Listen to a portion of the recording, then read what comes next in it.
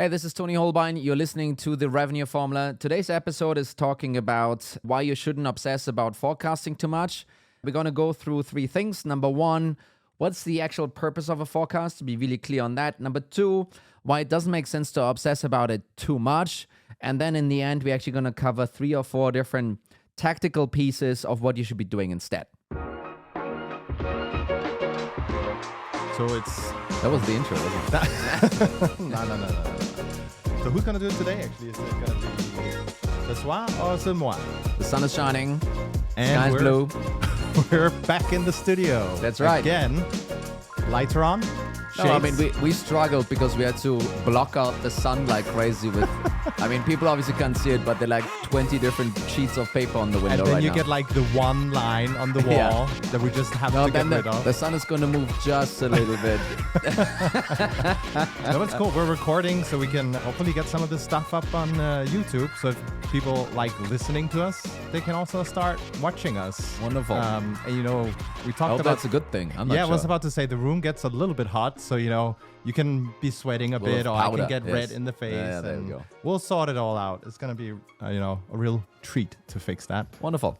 Today, we're gonna talk a bit about forecasts, Yeah. and weather forecasts, they're notoriously wrong. So the other day I tried to get the kids ready for daycare, and outside it was sunny and hot. Forecast said rain, and how do you make a decision? So you just pack everything, right? But we're going to talk a bit about forecasting and why you might not want to obsess too much about it. And so there's a lot of type of forecasting you can do. The thing is, we got some feedback the other day. Maybe we should take that feedback now, right? So we have a bunch of acronyms in our space. Yeah, I think SaaS, there you go. Yeah. Software as a service, very much, very heavy in all of those acronyms. And for some reason, they're all 3 letters. Did you notice? Yeah. It's always basically 3 letters. There are very few that are 2 or 5 or something like that.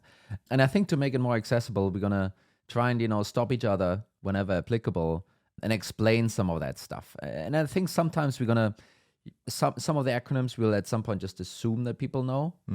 Let's see about that.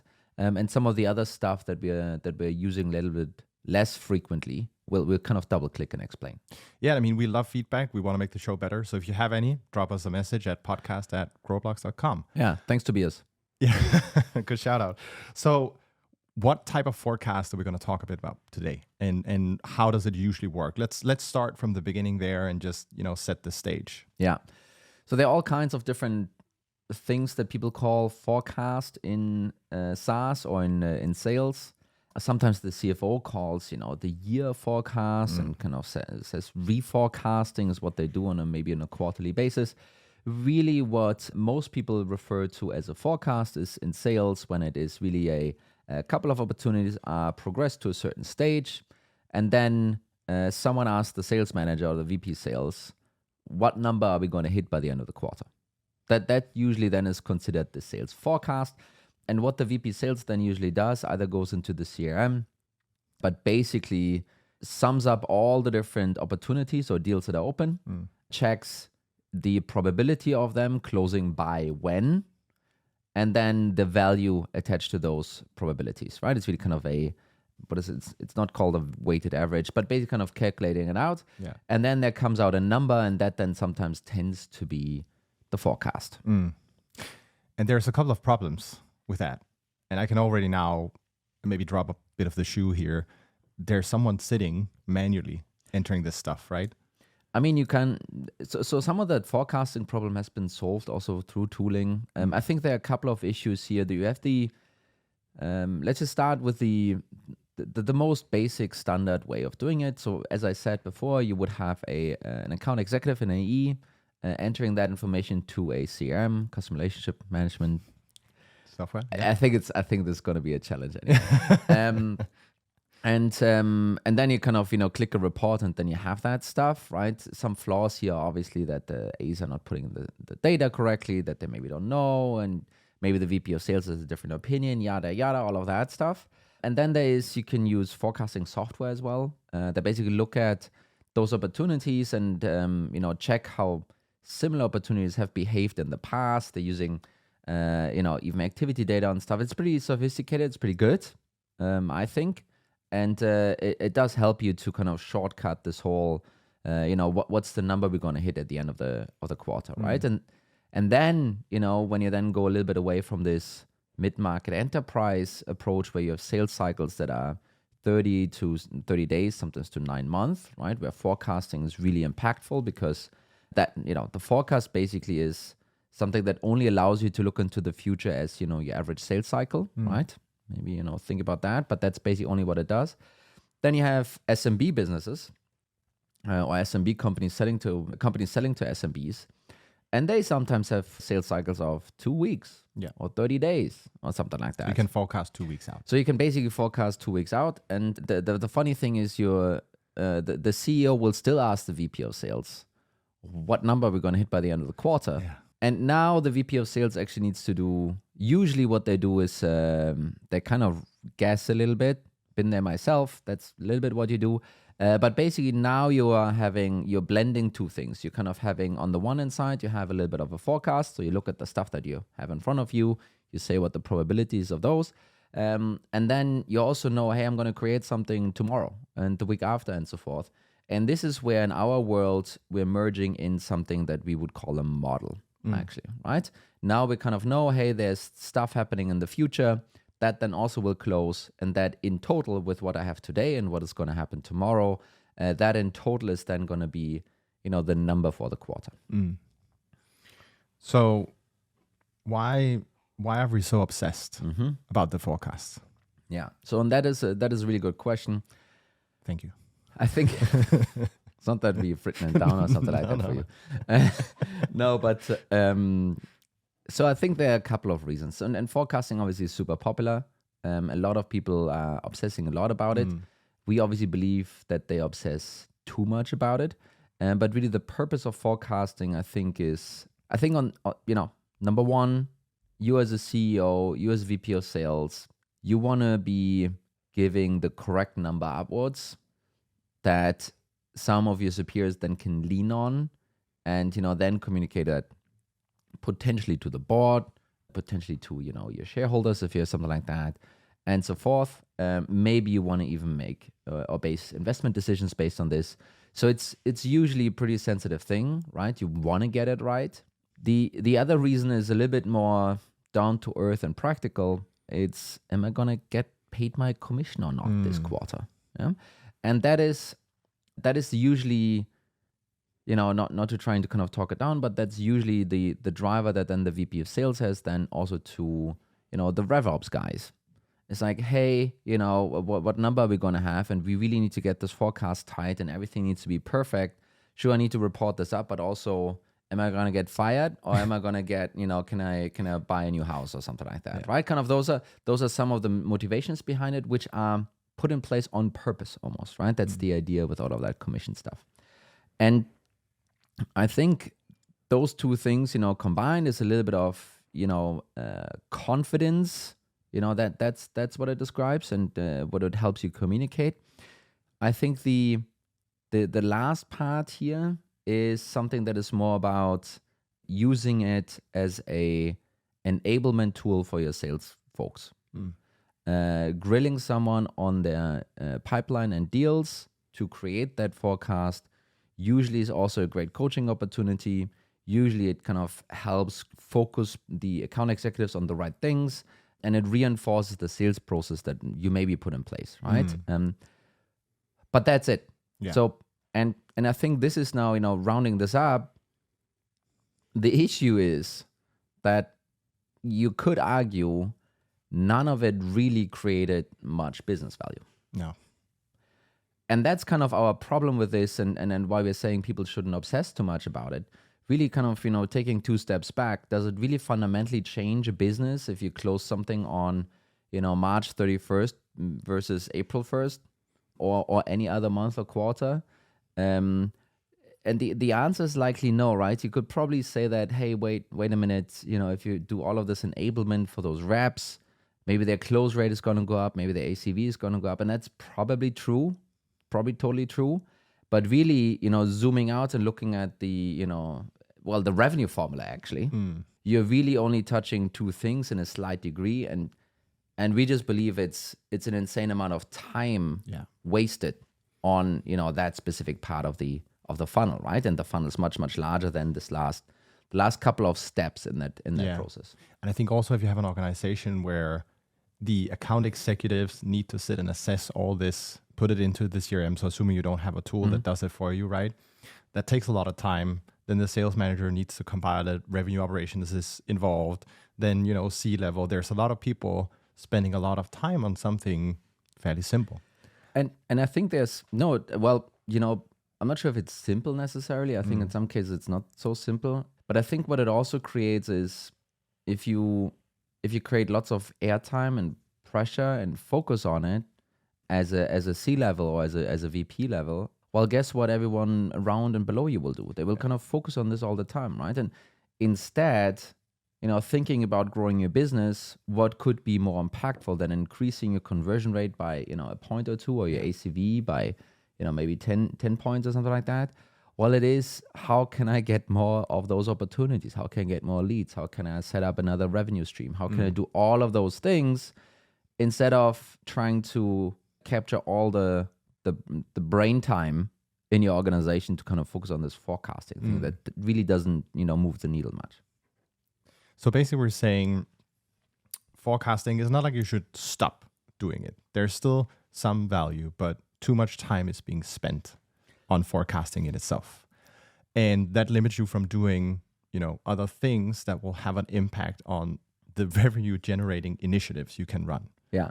I think if anyone here listening is taking one thing away, is that creating a forecast or focusing on forecasting really actually doesn't move the needle for the business much.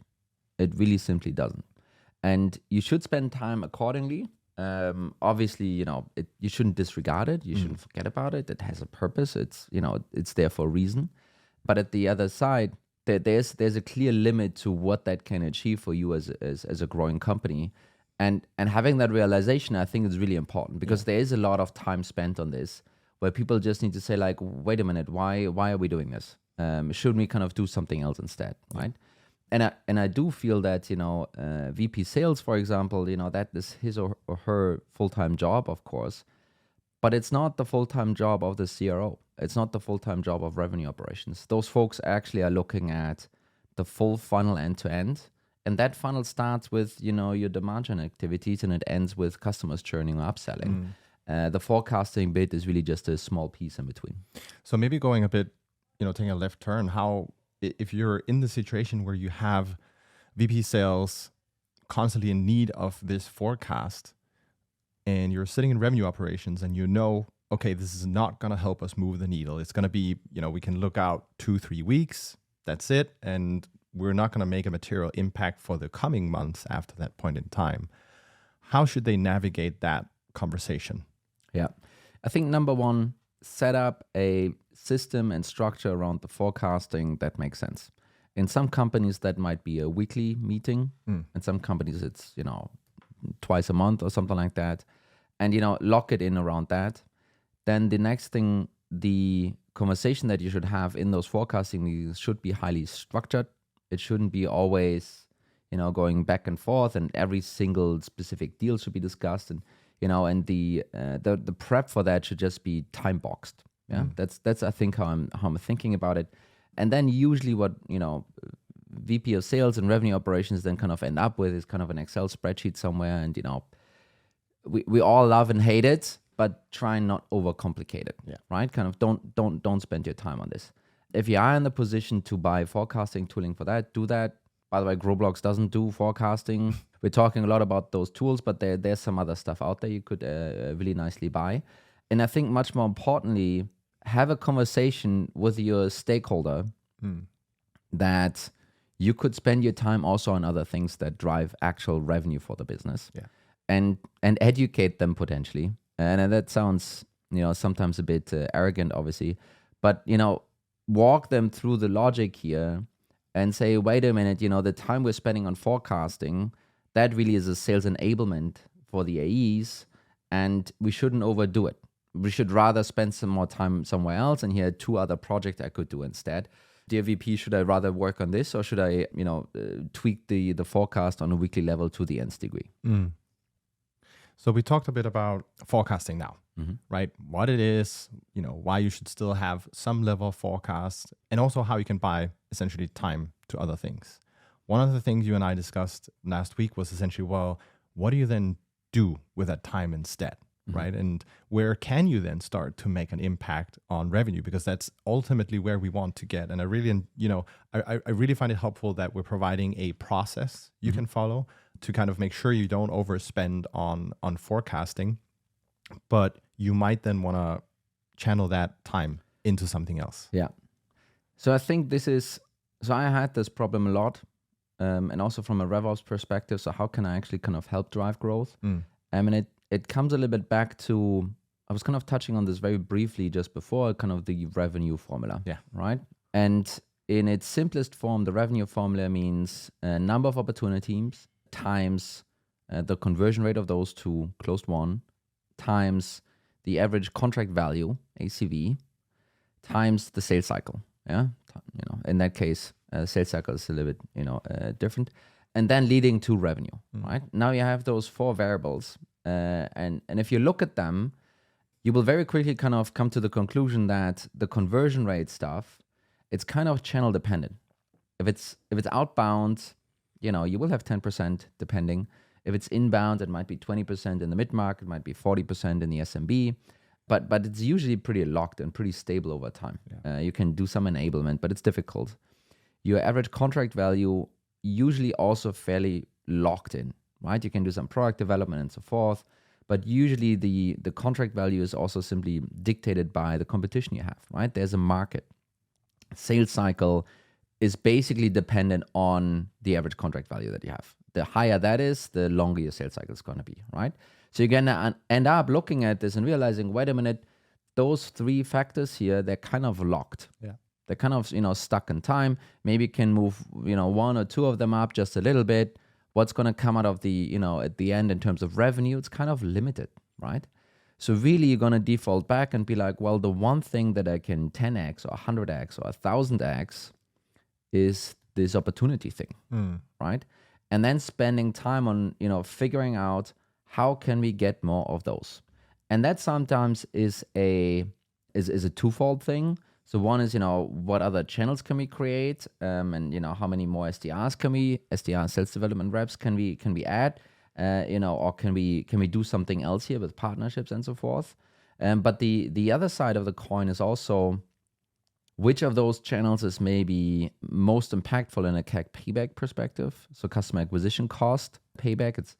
So that really means it's the return of investment on your sales and marketing investments. And, looking at that channel by channel, the reason why this is interesting is you could then figure out, where can we maybe improve efficiency-wise? Why is it important? Well, then you have more money you can, put back into the machine in order to create more of those opportunities, right? And looking at that problem for a long time and really deeply, solving that and creating more opportunities, that is really the key. And sometimes I joke about it, and the one thing that's not discussed in those forecasting meetings, which should be discussed all the time, are all the deals that never ended up being created and therefore not being in the forecast. Right? It's kind of all of the opportunity, largely speaking, all of the people that don't know you, all of the deals that didn't get to a specific stage. This is probably a much, much bigger source of additional revenue than, hey, is this deal going to close in 2 weeks or in 3 weeks? Yeah, I think it's helpful to kind of have that northern star of knowing if you can increase the throughput of that formula, then you will get more revenue. And I remember we at some point talked about, hey, can we lift the production per SDR, so sales development rep, meaning how many meetings they would book. And obviously we didn't know, but we tried and it didn't work out in that case. But I think that's the type of work you need to hone in on and figure out, where do you have some levers potentially you can pull to impact this. And the forecast, guess what, is not going to be what helps you get there. Yeah. It's just not. I think this is a great point, actually. So let's just maybe quickly come up with 1 or 2 or 3 examples of where can, small improvements lead to more opportunities. Maybe look at it like that, actually. So one is, you mentioned, increase the average meeting booking per month per sales development rep, right? We tried that before. Sometimes it worked, sometimes it didn't. There's some, hilarious stuff that went on there. Kind of, we spent a lot of commission money, didn't move the needle at all. And then really, this is a great revenue operations job, actually kind of, okay, what is really the limiting factor here for those SDRs? And sometimes it's workflow. Sometimes it's access to leads. Sometimes it's something else. Sometimes it's, hey, this thing in Salesforce takes me 10 minutes every time I need to do it. I need to do it 100 times a day. Can someone optimize that away, right? That's totally one. I think another one is if you think about the inbound side of things, how can we, and this is a typical one, and some people hate it, but it does work though. How can we cut down the time for first response to below 5 minutes or 2 minutes or something like that on an inbound, right? So inbound lands, how long does it take for one of your, in this case, market development reps, jump on a call and reach out, or write an email, or touch them in any other shape or form? Could sometimes also be through a chat app and stuff like that on the website, right? If you decrease the time to first, dial basically here, you know what, your contract rates are going to go up. And if you have more connect rates, you will be able to have more conversations, which will lead to more actual opportunities, right? There's some, outdated potentially by now, but Harvard Business Review study or something like that, kind of showing this curve like very clearly. So those were kind of 2 examples. There's a third. And the third is, you're in most cases going to have a marketing department that spends a lot of money on paid advertising. Yeah. And what happens, and I know this because I've spoken by now with a few marketers at different B2B SaaS companies, is you keep running things the way they are. And you just pour more money equally into the different channels and markets. But the problem here is, you're going to have a market where you can go and buy an opportunity for less money. So why wouldn't you start scaling that at the expense of another market? And usually this is a really tricky conversation because you're going to have a sales manager responsible for whatever market that you potentially want to cut a bit on. And then it's, a bit of politics. And this is a point where revenue operations play a crucial role because they're not biased. They can present the facts, and there could be a conversation around how do we then change the allocation. And I think there is so much opportunity here. Even if you start looking per channel, you're going to have the same, where it's, hey, we've always run Instagram ads or something else, but there's not value in it. And it might be more sensible to take that budget and say, well, hey, this is not demand gen. We can use that for awareness building. Let's go and do something else where we measure it differently, so it has a long-term impact instead. No, and revenue operations can totally help out in not only navigating that conversation with the sales manager, but also maybe staffing this other team that gets more to a different degree, right? Kind of basically thinking through the full funnel, kind of when those 2 things are being achieved and built, that makes actually a bunch of sense. And then maybe kind of a last one is your existing customer base, right? It's kind of a typical, great way to get some more opportunities. Tactical stuff is, you will obviously have in your customer base lots of turnover on the customer side. So your DM or your user or something like that, DM is decision maker, will leave and go to another company. Figuring out how to systemize that and then feed it back as an opportunity, or as in that case, kind of as a lead to sales or to account management, is a perfect way to say, hey, John, I know you really loved working with us back there at, company X, Y, and Z. Have you thought about implementing it where you are right now, right? Kind of, that is inherently difficult to kind of, piece this together, but it can work, and it then is really, it's a very warm spot for your reps to prospect into. This is the most tactical we've probably become. Yeah, I kind of like it. I hope there's going to be some good feedback on that one. Let's see about that.